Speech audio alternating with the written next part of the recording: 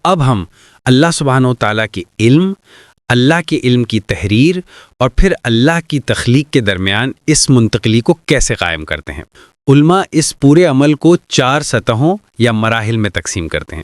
سب سے پہلے آپ کے پاس علم ہے جو اللہ تعالیٰ کا ہماگیر علم ہے، اور یہ بات ہم نے تخلیق کے بارے میں بات کرنے سے بھی پہلے قائم کر لی تھی کہ اللہ سب کچھ جانتا ہے اور اس کا علم ابعاد یعنی ڈائمنشنز کا پابند نہیں، اس کا علم جگہ کا پابند نہیں، اس کا علم وقت کا پابند نہیں، ہے نا؟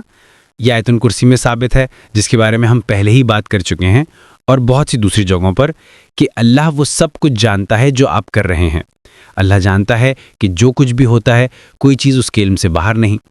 پھر اللہ نے اسے لکھوا دیا ہے، تو ہم علم سے الکتابت یعنی اللہ تعالیٰ کی تحریر کی طرف جاتے ہیں، اور وہ تحریر لوح محفوظ میں ہوئی ہے اور یہ پہلے ہی لکھی جا چکی ہے۔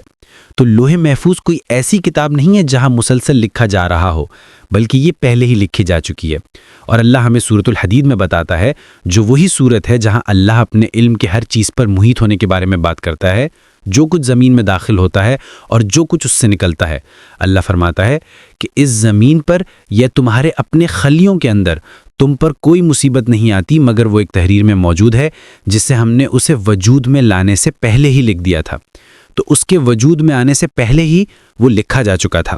پھر آپ کے پاس تیسرا اصول یا تیسری سطح ہے جو مشیت ہے، یعنی اللہ کی مرضی، کیونکہ جیسا کہ ہم نے کہا یہ خالق جو تخلیق کی حدود سے ماورا موجود ہے، اس نے ہی سب سے پہلے تخلیق کے آغاز کی مرضی کی ہوگی۔ اور اللہ کی مرضی 2 طرح کی ہے، اسے 2 سطحوں میں تقسیم کیا گیا ہے۔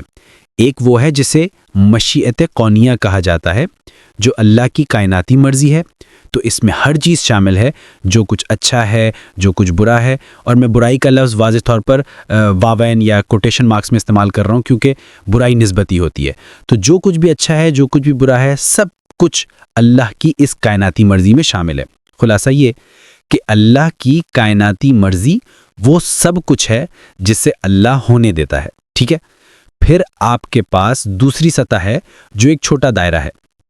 تو اگر آپ ایک دائرہ بنائیں جسے اللہ کی کائناتی مرضی کہیں، تو آپ اس دائرے کے اندر ایک اور دائرہ بناتے ہیں اور اسے مشیت شرعیہ کہا جاتا ہے، جو اللہ کی شرعی یا قانونی مرضی ہے۔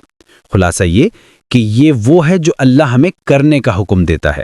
تو اس میں نماز، روزہ، حج، زکوٰۃ شامل ہیں، اس میں والدین کی اطاعت شامل ہیں، اس میں اپنے پڑوسیوں کے ساتھ بھلائی شامل ہے۔ ہر وہ چیز جس کا اللہ تعالیٰ حکم دیتا ہے، ہر وہ چیز جو اللہ ہمیں کرنے کو کہتا ہے، ہر وہ چیز جسے اچھا اور قابل تعریف سمجھا جاتا ہے، وہ مشیت شرعیہ کے زمرے میں آتی ہے۔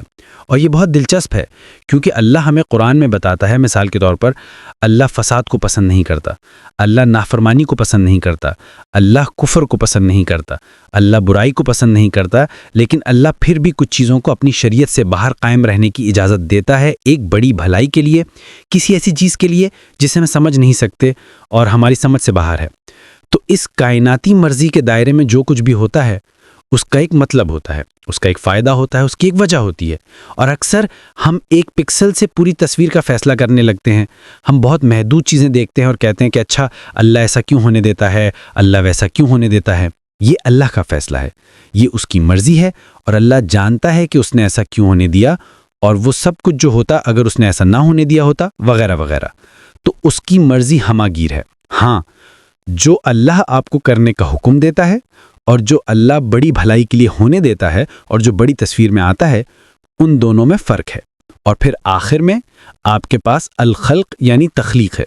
تو آپ کے پاس علم یعنی نالج، الکتابت یعنی تحریر، المشیت یعنی اللہ کی مرضی، اور پھر وہ تخلیق کی صورت میں ظاہر ہوتی ہے۔ اور اللہ ہمیں قرآن میں بتاتا ہے کہ اللہ تعالیٰ کے لیے ہر چیز ہین یعنی بہت آسان ہے، بنا کسی مشقت کے۔ جب اللہ تخلیق کرتا ہے تو یہ بنا کسی محنت کے ہوتا ہے۔ لفظ ہین لفظ سہل سے مختلف ہے، جس کا مطلب آسان ہے، کیونکہ اللہ کے لیے آسان یا زیادہ آسان کچھ نہیں ہے۔ اللہ کے لیے آپ کو بنانا پورے آسمانوں اور زمین اور پوری کائنات کو بنانے سے زیادہ آسان نہیں ہے، کیونکہ اللہ کے لیے ان سب میں بالکل کوئی محنت درکار نہیں۔ اللہ فرماتا ہے کن فیکون۔ جب اللہ کسی چیز کا فیصلہ کرتا ہے، جب وہ کسی حکم کا ارادہ کرتا ہے، تو وہ بس اس سے کہتا ہے ہو جا، اور وہ ہو جاتی ہے۔ تو جیسا کہ علماء کہتے ہیں اس کا حکم، اس کی تخلیق حرف کاف اور نون کے درمیان ہے، اور دلچسپ بات یہ ہے کہ کاف اور نون 2 حرف ہیں اور بی اور اٹ از بھی 2 الفاظ ہیں۔ لیکن اس کے بارے میں حیران کن بات یہ بھی ہے کہ علماء کہتے ہیں کہ غور کریں کہ اللہ کہتا ہے ہو جا اور وہ ہو جاتی ہے، یعنی وہ پہلے سے ہی تھی، وہ پہلے سے ہی موجود تھی، لیکن جب اللہ کہتا ہے ہو جا تو وہ ظاہر ہو جاتی ہے، تو وہ صرف ظاہر ہو جاتی ہے، لیکن وہ محض اللہ کے حکم سے ہی پہلے موجود ہوتی ہے۔ اور اس طرح ہم ان ستونوں سے دوبارہ گزرتے ہیں: اللہ کا ہماگیر علم، اس علم کی تحریر، اللہ کی مرضی جس میں اس کی کائناتی اور شرعی مرضی شامل ہے، اور پھر آخر میں تخلیق جب وہ ظاہر ہوتی ہے۔